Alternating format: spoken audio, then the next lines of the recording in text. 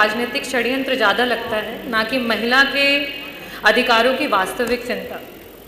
क्योंकि अगर वास्तव में भारतीय जनता पार्टी को महिला के अधिकारों की चिंता होती तो 2023 सितंबर में पार्लियामेंट में सर्वसम्मति से पास हुआ बिल 2.5 साल बाद आधी रात में नोटिफिकेशन जारी नहीं किया जाता।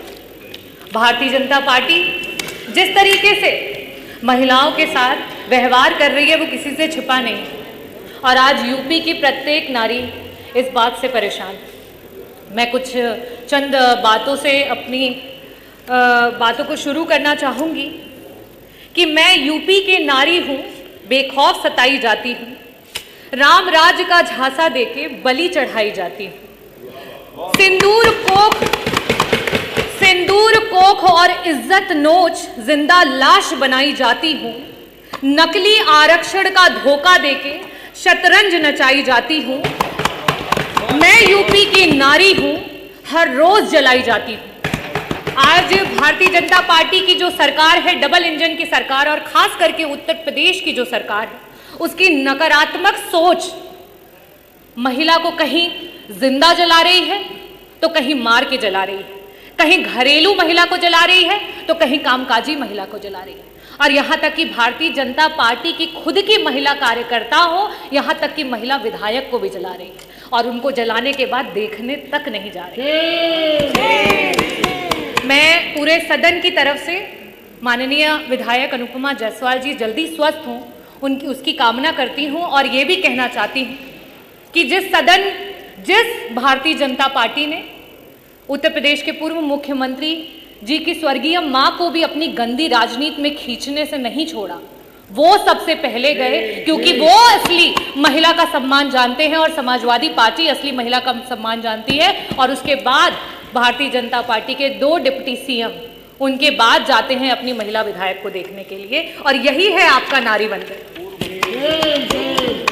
मैं जो सरकार, भारतीय जनता पार्टी की सरकार महिला की सुरक्षा की बात करती है, महिला की सुरक्षा के नाम पर जीरो हैं और जब बड़ी बड़ी बातें करनी होती हैं तो हीरो हैं। आज एनसीआरबी के आंकड़े जिस तरीके से दिखा रहे हैं, खास करके महिलाओं पे अत्याचार, महिलाओं को आए दिन किस तरीके से जलाया जा रहा है, मारा जा रहा है, सामूहिक दुष्कर्म किया जा रहा है, और आपकी सरकार जो है वो चुप है, संरक्षण दे रही है। कहां थे आप अभी 1 हफ्ते पहले जो है विश्वकर्मा समाज की 16 साल की बच्ची के साथ सामूहिक बलात्कार हुआ, उसको जला दिया, उसको मार दिया गया। कहां थे आप जब लखनऊ में 13 साल की बच्ची जो है उसके साथ सामूहिक बलात्कार? कहां थे आप जब गाजियाबाद में 4 साल की बच्ची है उसकी बलात्कार करके हत्या कर दी गई? कहां थे आप जब मेरठ में एक दलित मां को मार दिया और उसकी बेटी को उठा करके ले गए? कहां थे आप जब कानपुर में एक 15 साल की बिटिया को उसका यौन शोषण किया जा रहा है? कहां थे आप जब बुलंदशहर में आपकी ही पुलिस महिला की इज्जत लूट रही थी? कहां थे आप जब घटना हुई हाथरस में, मथुरा में, मेरठ में, सुल्तानपुर में, कासगंज में, कौशाम्बी में, बनारस में, लखीमपुर खीरी में, उन्नाव में और फतेहपुर में बेटियां बर्बाद हो गई? कहां थे आप? अगर इन परिवारों को किसी ने मदद पहुंचाई तो समाजवादी पार्टी ने पहुंचाई, अगर वहां कोई पहुंचा तो समाजवादी पार्टी के राष्ट्रीय अध्यक्ष श्री अखिलेश यादव जी को। चाहे पार्लियामेंट हो चाहे यूपी की असेंबली, पार्लियामेंट में आप नेहरू को कोसो और जब यूपी की विधानसभा हो तो आप नेताजी को तोसो। और क्यों? क्योंकि आपका तो यही धंधा है, क्योंकि आपका तो सारा काम मंदा है। नेताजी ने उस सोच को आगे बढ़ाया कि पंचायत चुनाव में 33% का आरक्षण ला करके महिलाओं को पंचायत में ब्लॉक प्रमुख से लेकर के जिला पंचायत अध्यक्ष से लेकर के प्रधान से लेकर के बीडीसी की कुर्सियों पर बिठाया। लेकिन आप क्या कर रहे हो? वो 33% का आरक्षण पा करके जो महिलाएं हमारी नेतृत्व कर रही थी उस चुनाव को ही टाल दिया, क्योंकि आपसे महिलाओं का नेतृत्व नहीं देखा जाता है। आप तो महिलाओं के नेतृत्व को दरकिनार करके सिर्फ नारी को नारा बना करके इस्तेमाल करना चाहते हो। ये भारतीय जनता पार्टी का असली चेहरा है।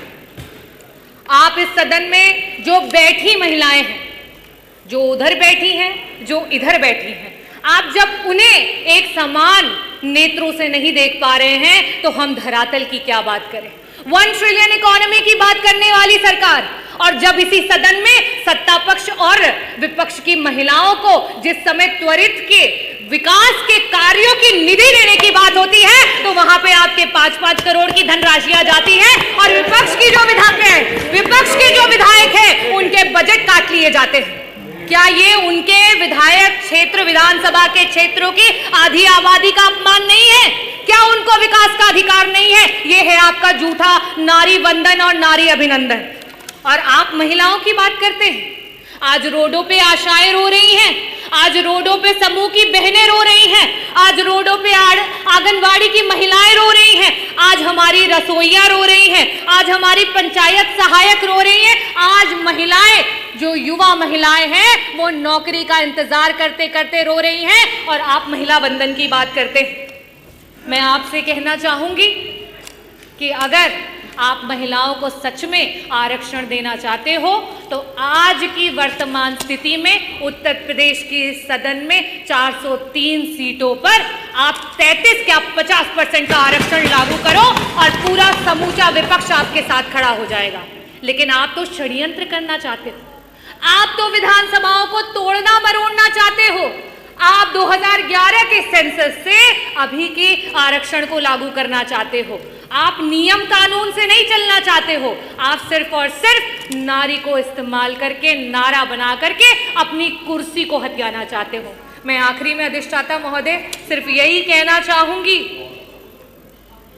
कि ये बिल पे चर्चा तो बस एक बहाना था, महिला का नाम लेकर वोट पर निशाना था और आरक्षण का ढोंग पीटकर लागू नहीं कराना था। और हम समाजवादी पार्टी के लोग हमेशा से महिलाओं के हितैषी रहे हैं, महिलाओं को आगे बढ़ाने की बात करते हैं, महिलाओं की बराबरी की बात करते हैं। अगर एक दलित महिला और आदिवासी महिला को और अगड़ी महिला को अधिकार है तो एक ओबीसी समाज की महिला को भी अधिकार है, एक अल्पसंख्यक समाज की महिला को भी अधिकार है कि उच्च सदन में जाकर के बैठे। लेकिन आपके षड्यंत्र और मंसूबे और जो भारतीय जनता पार्टी ने सेट करने का प्रयास किया है, माननीय सब अधिष्ठाता महोदय अभी तो 8 मिनट हुए भी नहीं पूरा कर लेने 7 मिनट कि अभी अच्छा करिए जल्दी करिए। जो नैरेटिव सेट करने का प्रयास किया है वो नैरेटिव धरातल पर फेल हो गया है और 2027 में पीडीए की जो ए है आधी आबादी वो बढ़ चढ़ करके आपको आईना दिखाएगी और 2027 में समाजवादियों की सरकार लाएगी। जय भीम, जय भारत, जय धन्यवाद। माननीय असीम